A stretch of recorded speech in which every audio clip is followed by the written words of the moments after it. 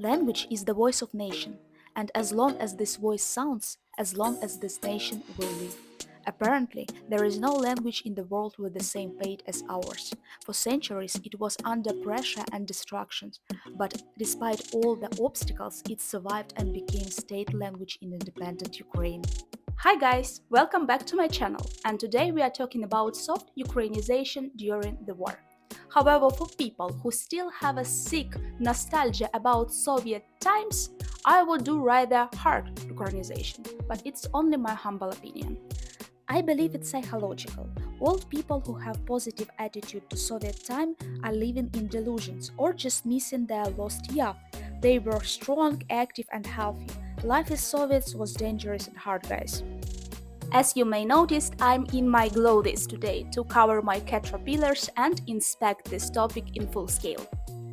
After Soviet collapse, we have another challenge: how cut mental ties with decades of Russification and grooming from the side of eastern neighbor. The matter is that Ministry of Cultural and Information Policy in Ukraine established a program for 9 years starting from 2022 where Ukrainian language as a state language will be used widely in all spheres of Ukrainian life. In fact, we have still a lot of work ahead, because in Ukraine, even during the war, there are a lot of regions that 80% of population are Russian speakers. However, this is a still great opportunity of changing the attitude of foreign speakers to Ukrainians, because sometimes our neighbors, for example, Poland people or Slovak people, does not understand why people in Ukraine living in the country are speaking Russians and only minor percent of the population are speaking state language. This was, of course, before the war. Now situation is better, much better. And I think for each Ukrainian who support this program, it will be an honor to spread awareness internally, especially internally in the country, of necessity of full-fledged transition to Ukrainian language, voluntarily transition. Because in my opinion, gentle Ukrainization will have long-lasting effect. And to achieve this goal, we should invoke desire to read, speak, talk Ukrainian, and tell everyone about Ukrainian language. That's what I'm doing now. And I feel special delight when I see how English speakers, they are uploading Duolingo and trying to learn Ukrainian words and language. I know, I do understand how it's difficult for you, how pronunciation is different, and I encourage you not to stop. Government also support and provide finances to study Ukrainian language for Ukrainians who are speaking Russians. And I know there are a lot of online courses or offline courses. And of course, we starting from schools where we improving quality of teaching of state language in the educational institution. Because little kids, you know how little kids are absorbing languages as the machines, really. When I was a child, I've learned English language twice faster than I do now, believe me. But adults are also important. To provide soft Ukrainization for adult population, we need to translate, I think, the content that they are digesting from Russian to Ukrainian. For example, old songs. This song was on Russian first.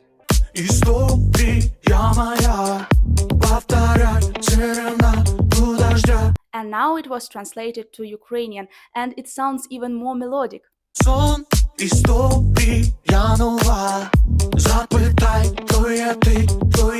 Modern art also need to embrace Ukrainian language and Ukrainian cultural roots and be bilingual, in my opinion, so foreigners also could enjoy it. Recently, with my friend Trevor, we have visited temporary cultural space Model of Temporality, a two-level building made up of 27 modular containers, with an exhibition of works by 28 international and Ukrainian artists. The project goal is to raise funds for restoration of cultural institutions that suffered due to the Russian aggression. The secondary mission is to draw even more attention from the world to Ukraine and cultural projects that are implemented in the country despite of the war. We are intelligent and gifted nation, capable of creating and crafting even in the most challenging times for our country. In this war has a silver lining, it's probably developing Ukrainian people talents and introducing to the world new amazing artists. This is much harder than I thought it would be. And I want to encourage you to support our craft and creators. Right now you can comment this post and it will help boost algorithm. Lately, pandemic and now the war, of course, has shifted the accents and only emphasized lack of financial ability to support such cultural programs. However, after that, for the first place, of course, funding our soldiers, refugees, and IDPs, we need to fund also culturalization and Ukrainization, in my opinion. Our soldiers have gave their blood, health, and lives for keeping Ukrainian sovereignty intact and for surviving Ukrainian nation. And there is no nation without language and culture, guys. Previously, I have been present on burial ceremony of Ukrainian defender. For me, it's additional opportunity. Never forget, whom should I be grateful for my life and peaceful sleep. These men are paying the highest price on earth for my freedom. Their children has lost father, wives has lost husbands. They are fighting for survival as a nation, but not for my carefree desire to keep speaking Russian language or consume Russian content because it was usual for me before. So this is my message to my Ukrainian brothers and sisters who are living on relatively safe territory and have mental and physical ability to learn. Shall not dishonor the memory about heroes and shift to Ukrainian. Don't get this twisted. I want you to understand that Ukrainian government should provide finances firstly to the front lines, refugees and IDPs. But after these needs will be fulfilled with the financiation, we need to advocate for our culture and language internally and abroad. I do understand that many soldiers and volunteers who are truly patriots of Ukraine, no any doubts, are Russian speakers. And they deserve my respect and admiration in fully scope. However, it's understandable because in the trench they have no real much time to learn Ukrainian language. However, regular citizens, I think, can dedicate at least 1 hour a day to Ukrainian language studying. Especially when Soviet Union prohibited Ukrainian language and culture for decades, and when you could be killed by the Soviets only because you are dedicated to Ukrainian national idea. You can be put in jail with tiny little windows and be beaten till loss of consciousness only because of desire to speak your own mother tongue. And it's important that parents could talk with children in Ukrainian language to form ability, processing and absorbing information in the state language. And in my opinion, cartoons can be helpful because it's second source of information except the books where children absorbing the language skills. And I remember my childhood, what cartoons have we seen in Soviet Union. And guys, this was a nightmare. For example, this one.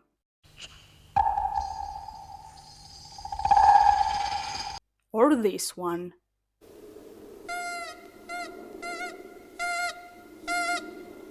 Or this one. Кто свой путь потерял, пусть вниз летит. I guess we just found out the reason of mental trauma for people who grew up in Soviet Union and after in 90s.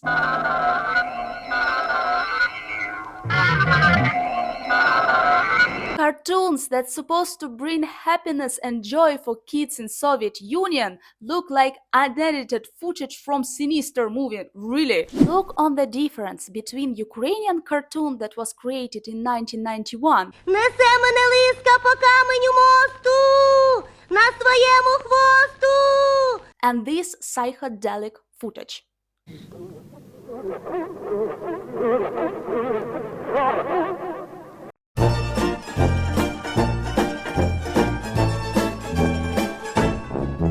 And I want to go back to the topic of silly festival that promoting Ukrainian modern culture, because for me, they're not silly. Where else Ukrainian can go on weekends together with all family and learn something new about modern culture? Of course, on such festivals. Thank you for everyone who support Jane as a content creator, because I'm also promoting and propagating Ukrainian culture and language abroad. Please guys, put thumbs up to this video and share it across the social media, and maybe these simple steps will help YouTube algorithm not to ignore me this time. And in case you have an opportunity, please proceed to description of the video and check my Buy Me a Coffee page, because your donation will help me to visit more of such exhibition and cultural events and show it to you. Thank you and God be with you. Guys, it was all for today, and thank you for watching this video till the very end. You are my heroes as always. And in case you have any ideas for my future videos, please put it in the comments to this video. I'm always listening and reading all the comments and trying to respond, maybe a little bit late because I have a huge overloading now on work, but I'm reading, guys, believe me, and trying to implement all your ideas into B-roll of the videos. I hope you notice it. Bye bye.